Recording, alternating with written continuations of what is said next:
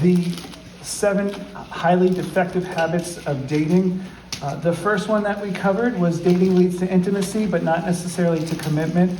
This means that you might be close to somebody, but that relationship could end at a moment's notice. You don't know when it might end, and you could end up getting hurt because of that. And so that's what dating does. The second one that we have is dating tends to skip the friendship stage of a relationship. And this is a big problem because if you get in a relationship with someone before you are friends with them, once the relationship ends, you've heard the people say, well, I hope we can be friends. You're not going to be friends. It's not going to happen. Why? Because you were never friends in the first place. Also, ultimately, the person that you end up marrying, you do want to be best friends with. And so if you skip that friendship stage, you're going to have difficulty putting yourself in a place where you will be successful in the relationship. Third one is dating often mistakes the physical relationship for love. We talk about just because lips have met doesn't mean hearts have joined. Just because something physical is happening does not mean love is taking place. That is a lie, and I kind of feel ridiculous talking about it, but it's something that society thinks. For you to be progressing in a relationship, you need to be physical. Not true. Our fourth one was this: dating often isolates a couple from other vital relationships. When we talked about this, we mentioned how you might have friends who all of a sudden really aren't your friends when they get in a dating relationship because they don't hang out with you anymore because they're hanging out with their special someone. And when that happens, we tend to make mistakes. We put ourselves in a bubble and we don't see things as good as we should. And then last week, finally, was dating in many instances distracts young people from their primary purpose to prepare for the future. You guys are in a special time of your life right now that you will not be at any other time in your life. Everything you're doing right now is laying a foundation for the rest of your life. Who you're going to be, what schools you might go to, what you want to pursue in life, what things you want to focus on. That is the time right now. Dating frequently puts your eyes on someone else instead of the plan. And then you start moving towards someone else and you put that plan in jeopardy. Some of you might be like, well, I don't have a plan, so what's the point? It doesn't matter. You are taking yourself away from whatever God's purpose is for you. You want to go towards that purpose first. So today we come to number 6, which is dating can bring discontentment with God's gift of singleness. Dating can bring discontentment with God's gift of singleness. Singleness is that fill in the blank there. Now, some of you might be going, singleness is a gift?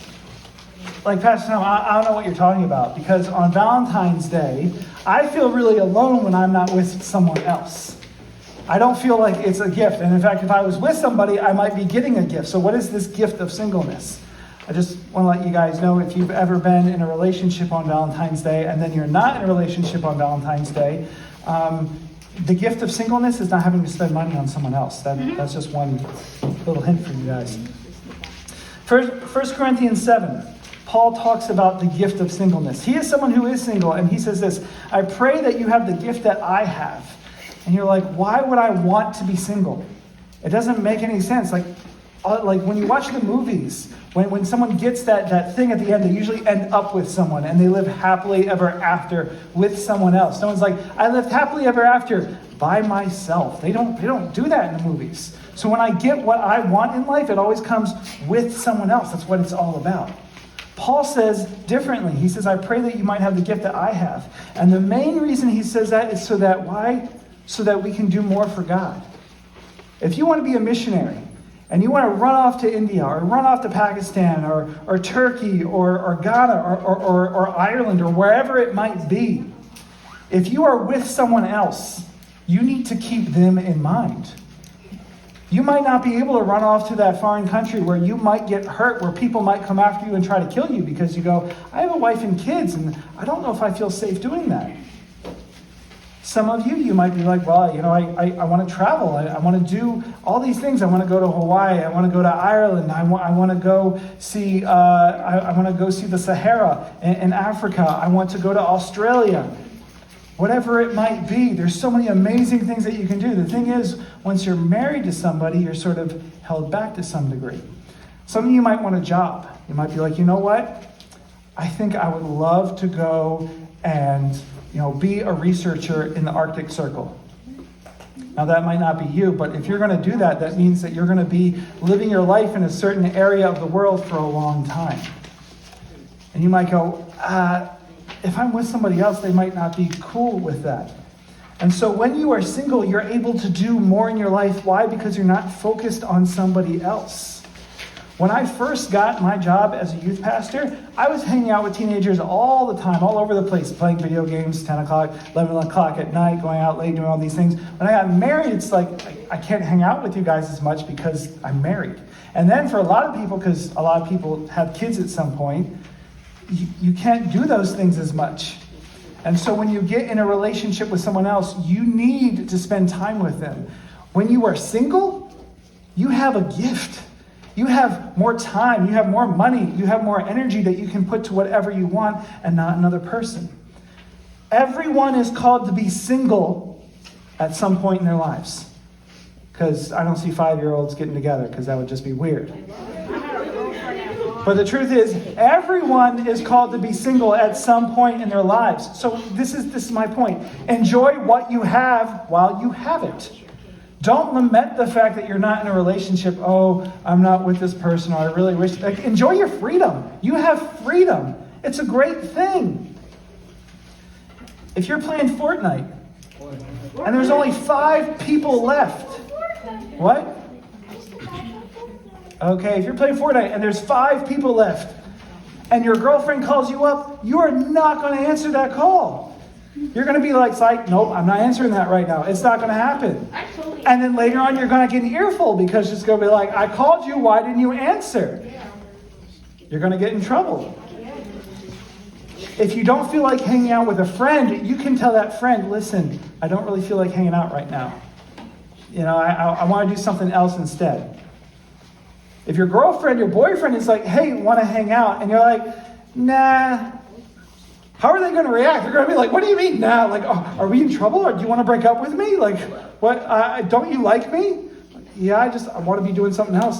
Well, you don't love me. That's what happens when you get into a dating relationship. If your boyfriend wants to hang out with you and you go, nah, I'm not really feeling it, what is he going to think that you're up to? Is there somebody else? Okay. If you're single, you don't have to deal with that drama. It's a gift that you have. You have a drama-free life. I want to let you guys know this, and I've said this a few times. You're going to hear me say it again. You do not need someone else to complete you. Society tells you that you need to find someone else to complete you, and that's a lie from Satan. I was talking about those movies, those happy endings where you need to be with someone. I need to be with someone. Completely untrue. You need to be around people. You need to be in relationship with other people, but it doesn't mean you need to be in a dating relationship or a romantic relationship. We're called to be in a relationship with one another, but it doesn't mean we need to be in a relationship with someone else. And you guys are at a time in your life right now where you can enjoy this gift of singleness, where you can have relationships across the board, and you do not need to get romantically involved. While you might not have that gift for your whole life, you do have it now. So I encourage you to make the most of this gift. Enjoy it. Do amazing things. Dive in.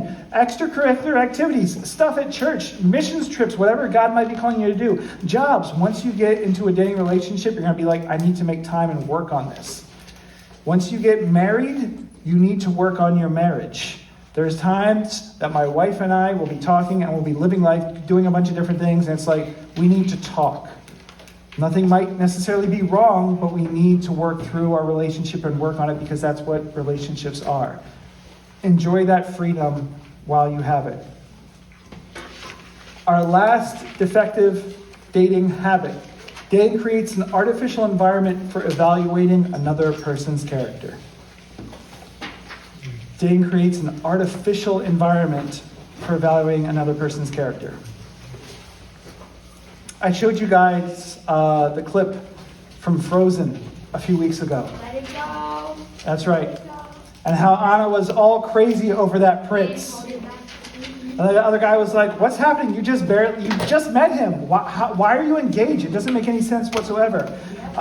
When you go back to their first meeting, there was dancing, there was singing about sandwiches. It was all just so perfect. They were perfect for each other. It just felt right. And as you're watching it, I don't know about you, but when I first watched it, I was like, oh, this is kind of cute.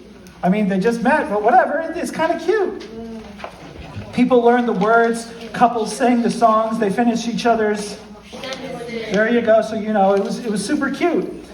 Except, ultimately, it wasn't super cute.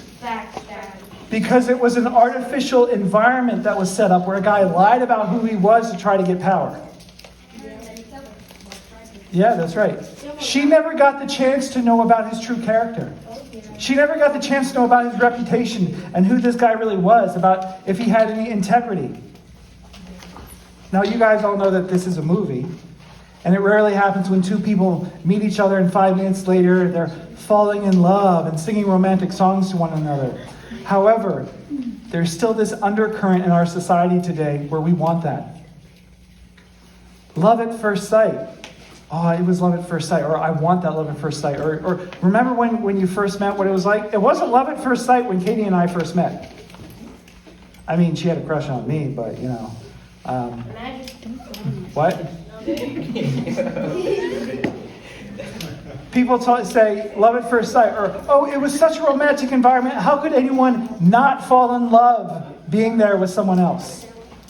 We think that if we set the lights just right, if the food's right, if the music is right, if we get the atmosphere just right, then the right buttons will be pushed and we'll fall in love. When people go on dates today, now I don't know about any of you, I know that a lot of people don't necessarily go on official dates, they might hang out, but if you know that you're hanging out with someone that you like, and it's like next Saturday or 2 Saturdays from now, you're picking out your clothes now. You know the clothes that you're going to wear in advance. The dance is coming. What am I going to wear? I'm going out with her. Well, what shirt am I going to be picking out? And you know what it is. You have it narrowed down to like 2 or 3 things, and it needs to be one of those things. You put on the perfume, you spray on the Axe body spray, you do the hair perfectly. Guys, they might be getting the money ready. I want to make sure I don't look like I'm cheap. You want to look and act the best.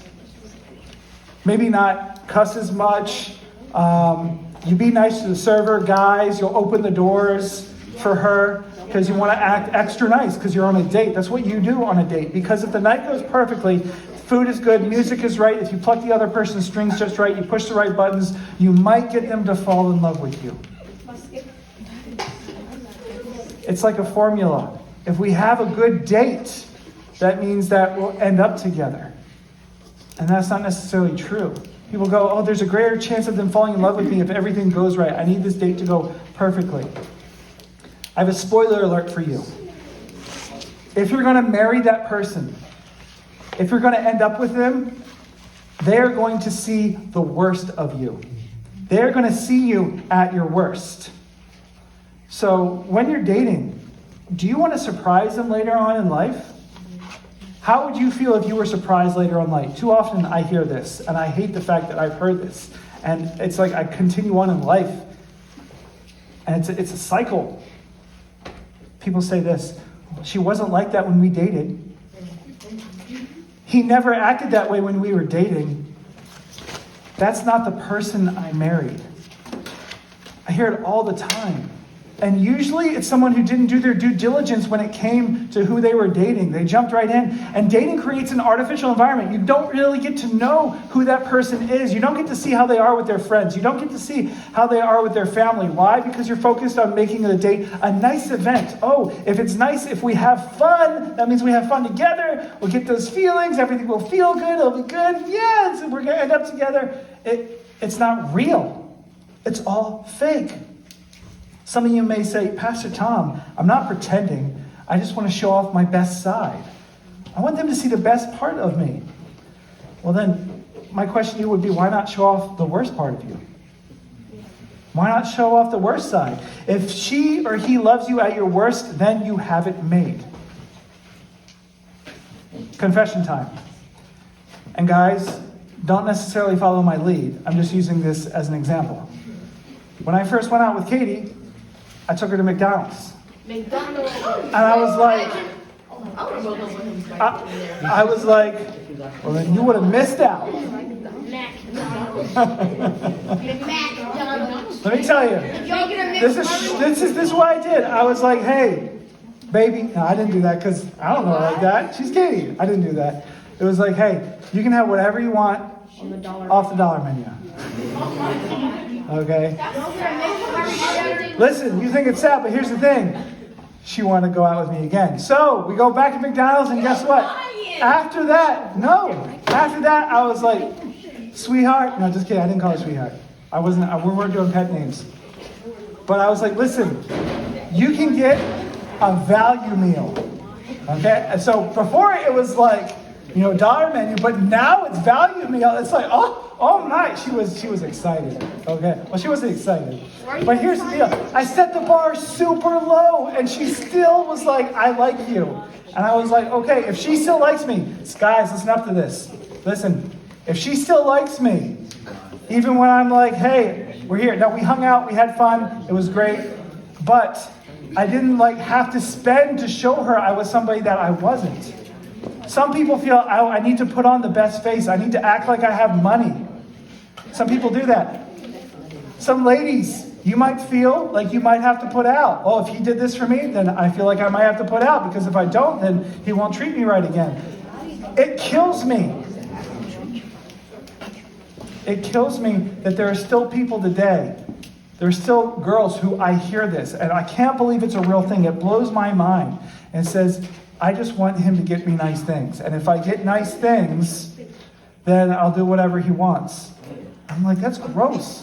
Why can't you have a purpose and a plan and a destiny for your life, and you can take care of yourself, and then you don't have to depend on no man to get your stuff. You can just find the man that you want to be with. When it comes to expectations, don't you want someone to know who you really are? Don't you want to know who they really are? And so the reason why I took Katie to McDonald's is because I don't want to spend tons of money on stuff. Now, there are times I want to spend money. We're going to have fun. We're going to do our thing. It's great. But ultimately, if I'm getting to know her, I don't want to be like, oh, let me take you out to an amazing place, because that's not who I am all the time. Dating can be a form of playing pretend. It's like the best version of you with the best version of them. And usually it's not real. I don't know about you, but most days I'm not the best version of me. And so if I'm going to be number 7, dating creates an artificial environment. It's not page 7, but it's defective habit number 7. I'm not the best version of me. And throughout my entire life, I am not the best version of me. Which means if I go on a date to try to be the best version of me, I'm showing her someone that I'm not. The same goes for you guys as well. Also, by the way, they're doing it to you too. We're going to be talking about what healthy dating, or what a healthy way to get around this might be. But for now, I'm showing you what's wrong and how the world does things. Dating is a lie. It's about creating a perfect yet artificial environment so that I can show off my perfect yet artificial self to someone else. And like I said before, both people are doing it. And to use that as a tool to find out who you want to spend the rest of your life with is, well, it's stupid. I have a video that I want to show you guys to close out tonight.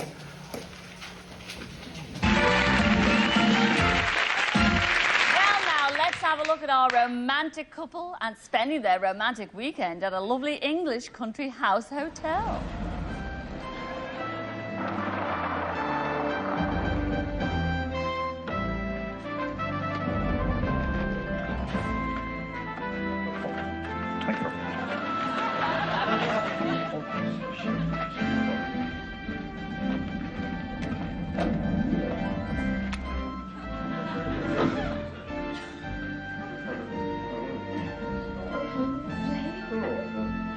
Cheers. 3, 2, 1. Especially for you. Oh, thank you.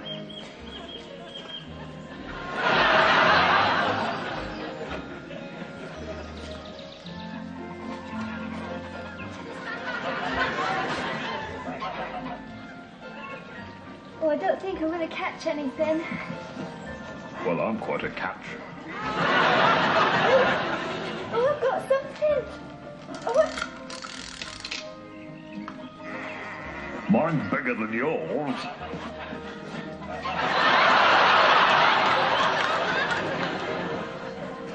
I'm really looking forward to dinner. Dead hungry. Awesome. So am I.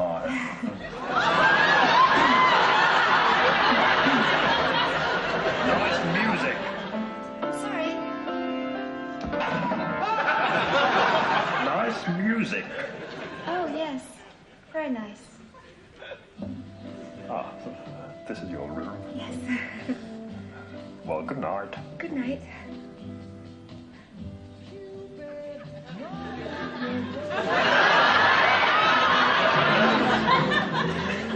Got the camera. Would you mind taking the two of us in?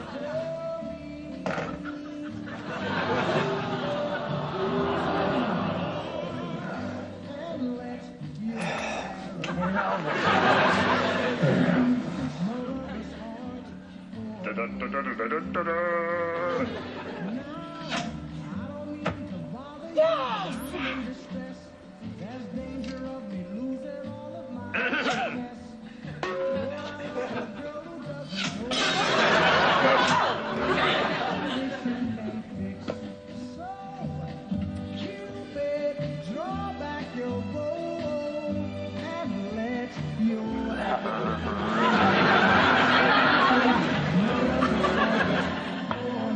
No, harder, harder.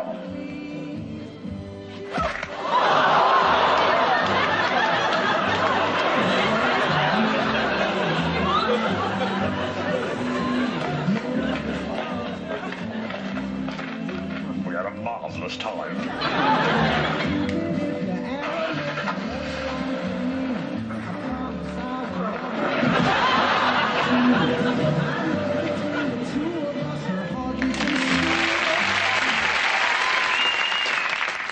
Well, Tracy and Mr. Bean, you spent your blind date in the heart of the English countryside. But at the end of your date, did you win each other's hearts?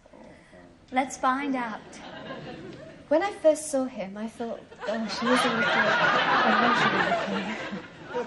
When I first saw her, I thought, blimey, she's the most beautiful woman I've ever seen. He didn't say much. He didn't have much conversation. He had a bit of a tendency to keep himself to himself.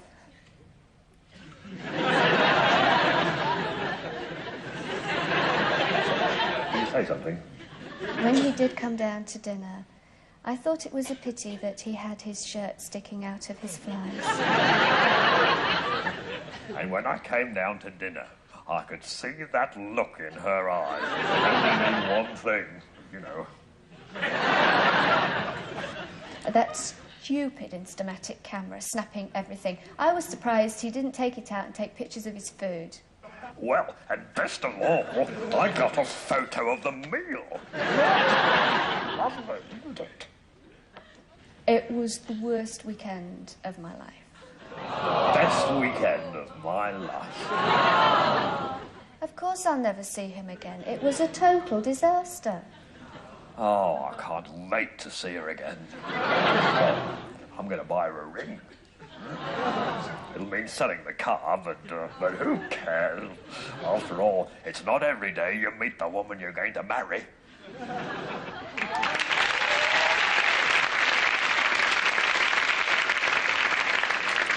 Oh, dear, I don't know what to say. I am so terribly, terribly sorry.